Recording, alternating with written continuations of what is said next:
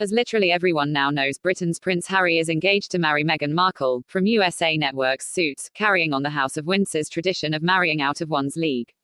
Markle isn't British nobility, or British anything at all, as she was born in LA to two Americans. But she's snapped up the closest unmarried heir to the throne, a big setback for everyone else hoping to join the royal family. Here are your remaining options. Buy a title. Several businesses will sell you a tiny plot of land, and let you call yourself Lord So-and-so. But according to UK law, this doesn't actually grant you any legal rights or privileges. And it certainly won't endear you to existing nobility. For example, Richard, 7th Earl of Bradford, commissioned an entire website to debunk the sale of fake titles. Whether this is respect for tradition or mere snobbery, it's a deal killer if you actually want to play in the big leagues with the real royals. There's one exception: you can buy the hereditary title of a Scottish baron for 6 or 7 figures, with or without the associated patch of land. But even if you do this to shore up some legitimate claim to Scottish ancestry, it won't get you any role in government the way a purely hereditary peerage will. And it's not like the royals only consort with nobility anymore. Save your money and spend it on a more legitimate method. Marry in. This option was previously only available to royalty from other nations, but as the British monarchy has become less political and more ceremonial, marrying into it has become the most popular contemporary method of joining the fam.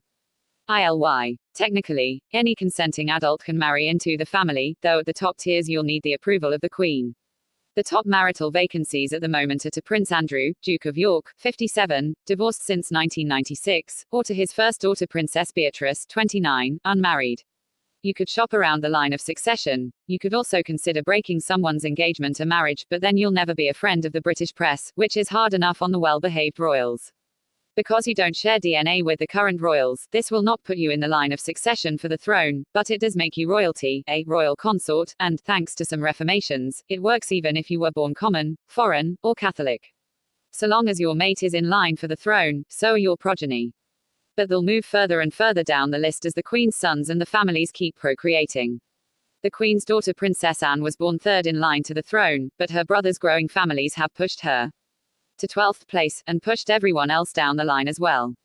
Given enough time and fertility, Prince Charles's line alone will probably expand to fill the top 100,000, even million spots. That's just how populations work. We'll get back to that later. To marry a royal, first you'll have to meet them. The way you meet anyone: go to school together, make mutual friends, attend the same society functions. You're probably starting several degrees away from any actual royals, so you might need to trade up the friendship chain a bit, starting with friends of friends of friends of royals. You might start with some minor members of the House of Lords. Just take it slow and remember that you're competing with every other social climber in the Commonwealth.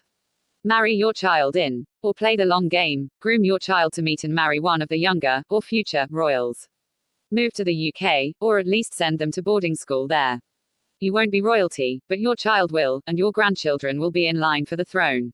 So you might send your child to Prince George's kindergarten class at Thomas's school in Battersea, though by now you'll be too far down the waiting list. Better to look further down the road to Eton, or apply to whichever school you expect Princess Charlotte to attend. Of course, try to hide your disqualifying thirst for the royalty. Wait for everyone else to die. You could trace your own lineage to royalty, then wait for everyone in line ahead of you to die, like John Goodman in 1991's King Ralph. Unfortunately, as hinted earlier, over a long enough time frame, everyone shares the same ancestors. A full 80% of England's population are descended from King Edward III. That's 4 times King Ralph's score on Rotten Tomatoes. So even those of you with UK ancestry are mostly still a few million people away from the throne. There's a story for that too: Neil Gaiman's We Can Get Them For You wholesale. By the time the line of succession came down to you, there wouldn't be much left for you to rule over. Rebel against the crown. You could, of course, lead a revolution against the monarchy, then start a new royal lineage yourself. That's really the oldest way to do this, but it's become less popular in recent centuries. The overlap between people who don't like the current monarchy and people who would welcome a new monarch has shrunk considerably. You could always join the UK Republican movement, which plans to campaign for a public referendum on the monarchy upon the death of Queen Elizabeth II. Then no one else would get to be more royal than you, except for all the other royalty in all the other countries. Of course, this referendum doesn't stand a chance, even in our weird post-Brexit world. And if it did occur, imagine how the public will feel when the Queen dies, and then imagine how they'd vote. You could join some other nation's royalty and take over the United Kingdom. This used to be a popular method as well, particularly back in the beginning. But again, this has become rather difficult to pull off, and the last leader who came close to pulling it off ended up shooting himself in a Berlin bunker. Broaden your search. Have you considered casting a wider net? Maybe marry into one of the couple dozen other extant royal families. Settle for dating a dictator. Lower your sights further and merely run for president. There are a couple of elective monarchies, but we're talking election by hereditary council, not some public writing campaign. Monarchy's not what it used to be. There are only 7 absolute monarchies left, and one of them is the Vatican. Good luck marrying into that. Or consider this, like everyone else on Earth, you are definitely descended from multiple historical kings and queens. And if there's anything inherited from all that royal blood, it's the ambition that makes you gauge your chances of moving up the ladder.